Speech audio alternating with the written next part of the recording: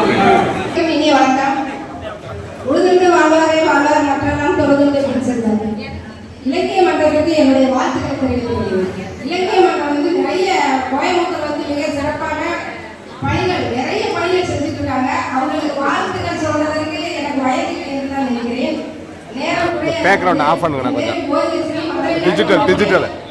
digital of